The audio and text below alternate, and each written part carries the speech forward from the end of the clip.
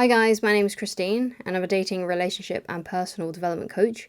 And today I'm talking about if you want more from someone who is just not ready, right? So you really like someone, but they're not really at that stage yet where you're at perhaps, and you want them to message you more, you want them to show more of an effort. So what do you do in this kind of situation? So the first thing that's important not to do is not to chase them down, right? Because usually with me, right, what has happened with me over my life, when I've liked someone, I would go out on a date with her and I would already feel like, 100%, I'm totally into her, I'm totally into this, this is amazing, she's great, she's good looking, great, awesome, right? And I'll be like, yeah, okay, I'm ready for a relationship, I'm ready for all of this kind of stuff, right? I'm ready for us to be holding hands, I'm ready for us to be super romantic, that kind of stuff. I've always been one of these people that goes from 0 to 100, right? And that's just how I am, right? So when I realized after a long time, after many failed attempts, that what I was doing wasn't working, going from 0 to 100 wasn't working, right? And instead I actually learned that going from 0 to 100 like that and really trying to force someone to be at my level where I was at was actually a very selfish thing to do. Very selfish, right? Because what I learned was that I'm just someone who falls in love fast, right? I basically fall in love through my eyes, basically. If I think there's a beautiful woman, right, when I was dating, I would be instantly like, yeah, she's great, she's amazing, perfect, right, that'll do, right? I had I guess you could say, a very shallow way of looking at women. So what I learned, and luckily learned quite quickly before I met my wife, was that I need to, if I was someone who falls in love really fast, then I need to go at her pace rather than trying to make her go at my pace. Because again, that's forcing things and it's being selfish, right?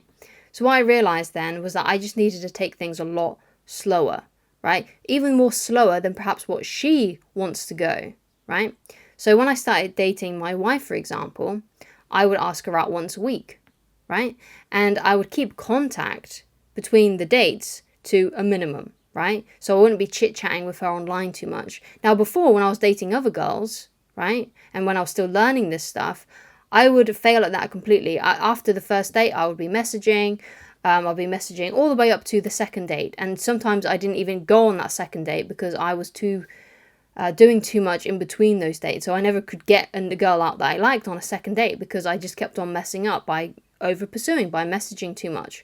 And basically what I realized what I was doing was, the reason I was reaching out to her was not because I particularly wanted a conversation and to get to know each other over online, but because I needed validation that she was still into me, right? I was scared, right? So when I would message these other girls, I would be, messaging them not out of like, I want to chat, because I actually found online chatting really boring, but because I was afraid. I was afraid that she wouldn't like me. So I'd be sending, hey, how are you? Hoping that I would get a response because I wanted to see where she stood, right? I wanted to see if we still were a thing and that she still liked me and she still wanted to go out on a date with me, right?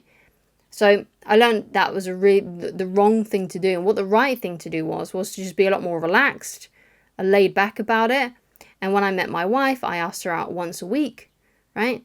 And then after like about 2 or 3 dates, she started to reach out to me more. And when she started to reach out to me more, that's when we started to spend more time together. Because like Corey Wayne says, when a woman messages you, just assume that she wants to see you. So arrange a date with her. So what would happen then was that we went from dating just one day. We would go on a date 1 day a week. And then eventually, as she started to reach out to me more, what happened was we would spend the weekend together, like the whole weekend. Right? And then after a few more weeks we went by, we then started to meet one day during the week as well. So on a Wednesday we would meet up and then we would spend the weekend together too, right? And then eventually we moved in together and the relationship really started to develop at that stage, right? But as you can see, this was quite difficult for me, right? Because I was someone, again, like who goes from 0 to 100. Right? I'm someone who wants to be in a relationship straight away. But the thing is that most people who you come into contact with are going to fall in love at a lot slower rate, right? So you have to go at their pace. And like I said, you sometimes need to go at a pace that they're less willing to go with. So you're a lot slower than what they think. Because maybe, they would really like to see you twice a week, but you're only seeing them once a week. So then they know that, okay, yeah, she or he is only asking me out once a week. So if I want to start seeing them more, then perhaps I need to reach out more, right? And that was the idea, basically, right? So that is basically a really good formula that you can use, because then you'll know, basically, then you'll know how they feel about you as well. Because if you're only going out once a week and perhaps you've been out on maybe 4 or 5 dates and you've only seen each other once a week and they haven't started to reach out to you more, and you're still the one that is putting in the effort asking them out on a date, right, and they're not initiating any conversations with you, then you'll know perhaps maybe that person is using you and they're probably not as interested as you think, right? Because what happens is when someone starts to fall in love with you, as my wife was doing with me, after the second or third date, she started to reach out to me more, started to initiate conversations more, right? She was saying, hey, how are you? How was your day? Things like that, right? And that made me realize that she was inquiring about me and perhaps unsure with where I stood.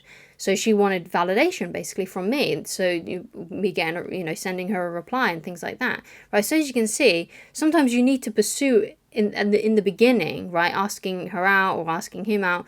Sometimes you may have to do that, right?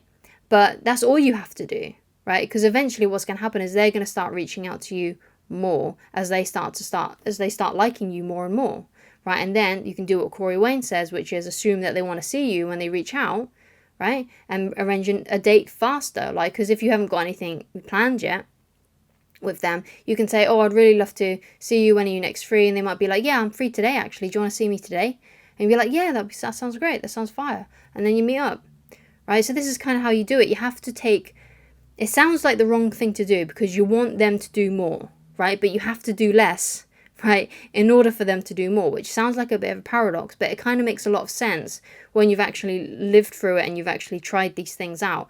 So you have to do a lot less than what they're doing, right? So they start reaching out to you more, because basically if you are always in their DMs, if you're always messaging them, if you're always trying to, basically see where you stand, which is something that I used to do, and you keep on doing that, then what that will do is that will push them away, because they will be able to tell that you're trying to force things, that they can tell that you're not happy with the pace that this is happening, right? And they can tell that you're falling in love and you're way more attached than what they are. And that makes them feel uncomfortable, especially if this is a woman in question, right? She will feel like you are forcing her. She will feel like things are being forced and that you're not allowing her to just feel what she feels, and are basically allowing her love for you to blossom, right? Because basically it's like going to a garden, you're planting a flower, and then as soon as you start seeing it shooting up, you try and pull it out because you want the flower now, right? You can't do that. It's like, that's exactly what it's like with women. You have to let them blossom. You have to let them just let their feelings for you develop. You can't force things. You can't try and pull them out when they're not ready, right? And that's something that I learned, and I had to learn that the hard way, right? And it took me a while to learn it as well, because I was someone who used to go from 0 to 100. When I got a crush on a girl, I would send her a love letter, right? I'll tell her that I was in love with her, rather than just saying something simple like, oh, when are you free to hang out? I'd love to get to know you better. I think you're really cute. That's a lot better, right? Rather than just saying, I'm in love with you, because that's basically just, in a way, like love vomiting all over her, right? And it's just putting so much pressure on her and making her feel extremely uncomfortable.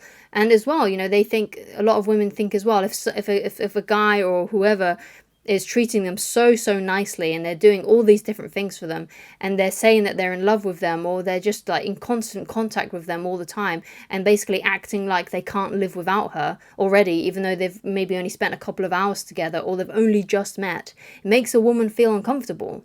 And the reason why it makes her feel uncomfortable is because she knows she hasn't earned that love, that devotion from you yet, right? Because love blossoms over time. She hasn't spent enough time with you to deserve that kind of devotion. Maybe your wife does, who you've spent years with, or your girlfriend who you've spent years with, or a few months with now. Those women deserve devotion, right? But not a woman you've just met. Because she knows, okay, I haven't done anything. They don't know me yet. They know that this guy, girl, whatever, doesn't know me yet. They don't know me, right? I've only spent this amount of time with them, and they're already acting like they can't live without me and like I'm the best thing since sliced bread. They don't know me, right? So they know that. So that's why women get a bit like really uncomfortable when they're treated like princesses or celebrities or things like that. They don't like it, right? It may seem like some women do, and it may seem like the right thing to do because obviously women deserve respect and things like that. But sometimes guys or someone like me, right, who's gay, will just, just go over the top, basically trying to like impress her, trying to treat her so well, treating her so well that it actually comes across as kind of creepy, right? And I acted kind of creepy when I was a teenager and in my early 20s. That's just what I did, and it never worked out for me. So the best thing to do is to not chase. If someone isn't displaying the kind of feelings yet that you're hoping for, right? If they're not putting in the effort yet, what you need to do is less. Take a more relaxed approach, right? Just ask them out once a week and just keep it at that until they start reaching out to you more, and then you can start seeing them more, start being with them more, because then you'll know that their feelings are actually starting to develop for you because they've started to reach out to you more. So if you want a woman to reach out to you more, just ask her out once a week, keep contact in between the date to a minimum. Obviously reply to any messages that she sends you, but try and cut the conversation short. Have a great date, have a great time, have fun and things like that. But and then wait another week before asking her out again, right? And if she again reaches out to you in between that time, say it's great to hear from you. It's good to hang out. Maybe you'd like to hang out again. Maybe you'd like to see each other before the date. You can ask that, like, oh, when are you free? I know we're seeing each other Saturday, but when are you next free? Right? So it's always good to do that because, like Corey Wayne says in his book 3% Man, right? If a woman reaches out to you, assume that she wants to see you. Okay, so keep that in mind too. So that's what you want to do if you want to try and get someone to put in more of the effort. Okay, so thank you so much for watching. If you'd like to get in touch with me personally and you'd like coaching with me, then please go to www.christineloveridge.com. I shall talk to you again very soon. Goodbye.